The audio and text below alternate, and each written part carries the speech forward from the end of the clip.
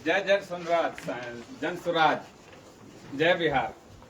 यहाँ आए हुए उपस्थित सभी भाइयों और साथी बुजुर्ग जन सुराज वाला सभी को अस्सलाम वालेकुम और सबका हार्दिक अभिनंदन है। सबसे पहले जन सुराज का विचार जो है प्रशांत किशोर का, वो हम आप लोग को बताना चाहते हैं। हमारे साथी और आए हैं, सबका अभिनंदन। गांधी जी है, इसलिए गए थे, इनका टेंट और खर्च देखें क्या है। प्रशांत जी का सोच है कि बिहार में बदलाव होना बहुत जरूरी है। हम लोग पिछले 30 साल से नीतीश कुमार और लालू यादव की सरकार को देख चुके हैं, लेकिन बिहार का वही बदहाल स्थिति अभी भी जारी है। हमारे जो युवा हैं, पढ़े लिखे शिक्षित है, उसे दर दर का ठोकरे बाहर के प्रदेश में खाना पड़ता है। रोजगार की तलाश में 10-15 हज़ार के लिए बिहार से बाहर जाना पड़ता है और उसे पूरी नजर से दूसरे प्रदेशों के युवा देखता है कि ये बिहारी है। वही सोच बदलाव के लिए प्रशांत किशोर ने एक पार्टी लॉन्च किया, जन सुराज। और उन्होंने लक्ष्य रखा कि बिहार में युवाओं का पलायन, अगर मेरी सरकार बिहार में बनी तो हम सबसे पहले युवाओं को पलायन बंद करेंगे।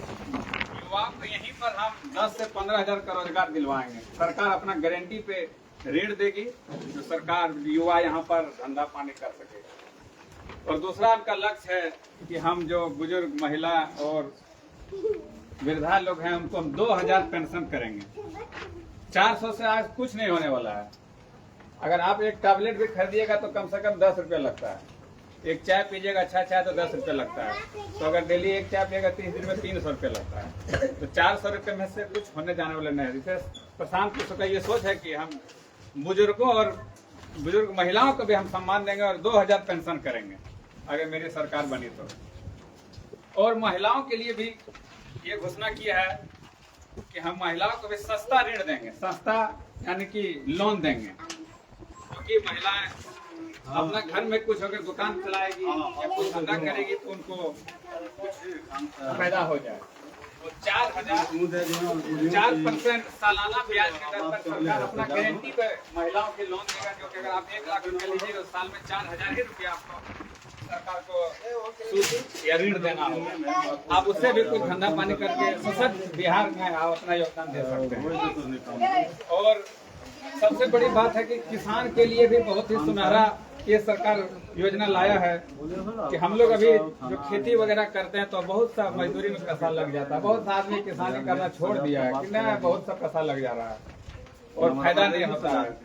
लेकिन सरकार, प्रशांत किशोर का ये कहना है कि अगर मेरी सरकार बनी तो हम किसान को मनरेगा से जोड़ देंगे। और मनरेगा से जो अभी हम लोग हरा तालाब बनाते हैं, पैसा उठाते हैं, गरीब मजदूर जो खड़ता है हरा तालाब में, तो वो पैसा उठाते हैं, तो वही किसान को वही पैसा मजदूरी के तौर पर दिया जाएगा कि आप अपना खेती कीजिए और सरकार आपको पैसा देगी। तो इससे किसान को फायदा होगा, मुनाफा होगा, वो उसका फसल भी रह जाएगा और उसका मजदूरी भी मिल जाएगा। यही प्रशांत किशोर की सोच है। और बिहार में बदलाव एक आदमी से नहीं आएगा, सामूहिक प्रयास से आएगा। इनका नारा भी है, सही लोग सही सोच, सामूहिक प्रयास। तो यही सब बात लेकर प्रशांत किशोर को कहना है कि बिहार में बदलाव होना जरूरी है। हमको कोई जरूरी नहीं था पार्टी बनाने की, हमारा पास दिमाग था। हमको दिमाग से हम पैसा कमा लेते थे, अरबों रुपया कमा लेंगे। कोई भी सरकार हमको दे देगा कि आप मेरे प्रचार कैंपेन कीजिए। लेकिन हम जहाँ भी गए तो देखें कि बिहार का युवाओं का वही बदहाल रूप है कि कहीं भी कोई दुर्घटना होता है तो उसमें बिहार का मजदूर रहता है। कि अगर 10 गो मरा गया, 4 गो बिहार का युवा मजदूर है। तो उसको बदलाव के लिए हम बिहार में जन सुराज अगर आएगा तो हम युवाओं को बाहर नहीं जाने देंगे, यही सोच है। इन्हीं सब बातों के साथ हम अपना वाणी को समाप्त करते हैं। जय बिहार, जय जय सुराज। अब आफ्ताब जी बोलेंगे। बोलिए आप। कौन कार्यक्रम चल रहा है? जन सुराज विस्तार। जन सुराज विस्तार विस्तार हो रहा है। हाँ। आज के जन स्वराज विस्तार कार्यक्रम के अध्यक्षता कर रहे हमारे जन स्वराज पार्टी के प्रखंड अध्यक्ष जन स्वराज पार्टी के हमारे साथी मोहम्मद कासिम जी, मोहम्मद नईम भाई, ताजुद्दीन, इसरेल, मोहम्मद कमरुद्दीन, नसरुद्दीन सरदार एवं उपस्थित यहाँ सभी छोटे बड़े भाई बुजुर्ग जैसा कि आप लोग अभी जनस्वराज पार्टी के प्रखंड अध्यक्ष अब्दुल सत्तार जी से सुन रहे थे कि जनस्वराज का मुख्य उद्देश्य है कि बिहार में सबसे पहले परिवर्तन होना बहुत जरूरी है। एक ही हाथ में सत्ता बार बार जाने से बिहार का विकास बिल्कुल थम गया है, रुक गया है। अगर बिहार का विकास होता तो सबसे पहले जो हमारे देश के भविष्य कहलाते हैं युवा पीढ़ी, नौजवान, वो पलायन नहीं करते। तो हमारी जो सरकार बिहार के अभी विगत 15-20 वर्षों से जो है इसका विफलता साफ यही दिख रहा है कि युवा पलायन काफ़ी हुआ हमारे बिहार से, और दूसरे प्रदेश में जाकर वो रोजगार करते हैं, उनको वहाँ मान सम्मान नहीं मिलता है।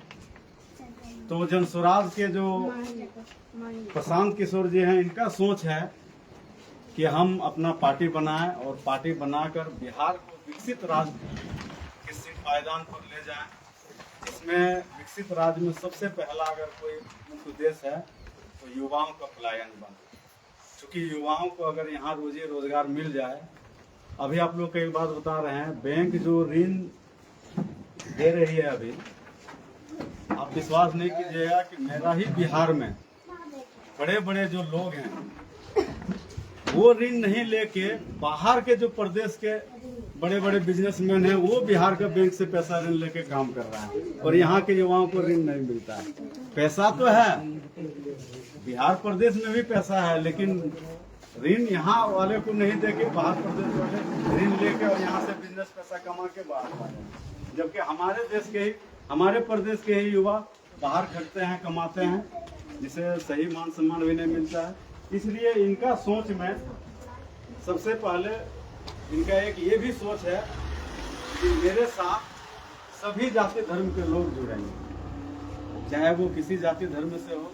इनका आप देखिएगा मैनिफेस्टो में तो प्रखंड लेवल पर अगर कोई चुनाव हुआ है, जैसे प्रखंड अध्यक्ष हो या कार्य समिति का कोई भी सचिव हो या सदस्य हो, तो उसमें हर कास्ट वाइज लिया है कि फलां को लेना है दो, फलां को लेना है दो, फलां को लेना है दो, इस जाति को लेना है दो। और अगर उस जाति में कोई आदमी एक अगर एब्सेंट भी हुआ है तो फिर उसी जाति का चुनाव करना है, दूसरा जाति सीट नहीं ले सकता है। यानी कि इनके पार्टी के अंदर सहभागी हर जाति के लिए है। तो इनका सोच बहुत बढ़िया है। और हम लोग 1-2 बार पटना भी गए हैं और इनका भाषण भी हम लोग सुने, और वहाँ पे बहुत बढ़िया पूरा पटना में जनसैलाब। अभी आप समझ लीजिए कि बिहार प्रदेश में अगर चल रहा है कुछ तो जनस्वराज ही चल रहा है, बाकी सब स्थिर है, जनस्वराज का ही बोलबाला चल रहा है। इसलिए आज के इस कार्यक्रम के तहत हर गांव टोला में जाकर हम लोग जो कहते हैं, और आप लोग को भी ये कहना चाह रहे हैं कि आप लोग भी जनस्वराज के साथ आइए और अपने प्रदेश के लिए, विकसित प्रदेश के लिए इनका हाथ को मजबूत कीजिए। और अगर इनका सरकार बनी बिहार में तो ये 100% सत्य है कि इनका जो भी मैनिफेस्टो है सारा पूरा होगा। क्योंकि इनके पीछे ये नहीं है कि हम बन गए तो मेरा बेटा अगला शहंशाह बनेगा, वैसा बात नहीं है, मेरा भतीजा बनेगा, मेरा चाचा नहीं। इनके पास भगवान ऊपर वाला इनको आभार दिए हैं, ये चाहते तो अपना पूरा पीढ़ी चला सकते हैं, लेकिन नहीं, ये बिहार की दशा को देखते हुए अपना पार्टी का गठन किए हैं।